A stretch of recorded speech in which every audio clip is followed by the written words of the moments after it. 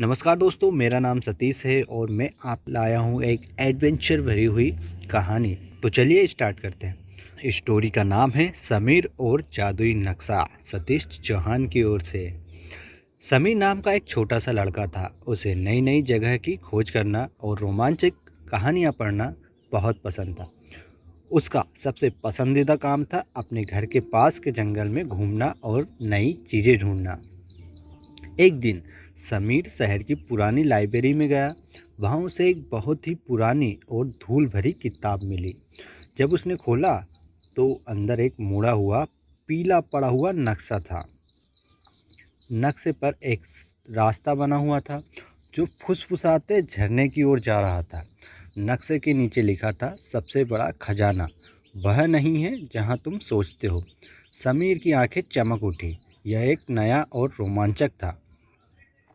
समीर ने अपनी छोटी सी पीठ पर एक बैग टांगा जिसमें पानी की बोतल और कुछ खाने का सामान था। उसने नक्शे का अनुसरण किया। रास्ता घने जंगल से होकर जा रहा था। रास्ते में उसे एक छोटी शरारती गिलहरी मिली।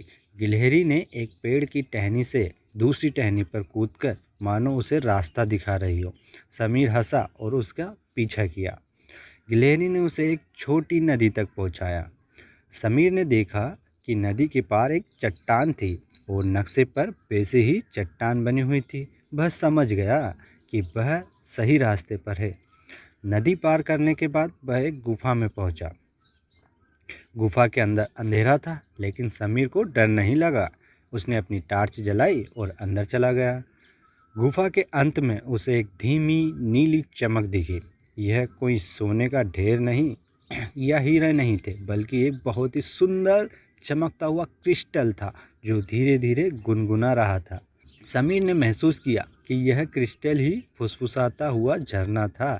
उसने समझा कि सबसे बड़ा खजाना कोई चीज़ नहीं होती, बल्कि वह रोमांच होता है जो हमें उसे ढूंढने में मिलता है।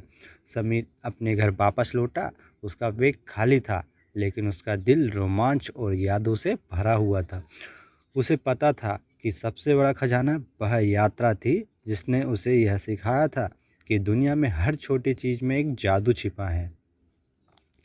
तो कैसी लगी आपको ये स्टोरी? क्योंकि देखिए, कई बार हम चीज़ों को ढूंढते हैं और ढूंढने के पीछे जो हम यात्रा करते हैं तो वही हमारी सीख होती है और वही हमारा खजाना होता है। तो इस कहानी से हमें यह सीख मिलती है, समीर और उसका जादुई नक्शा।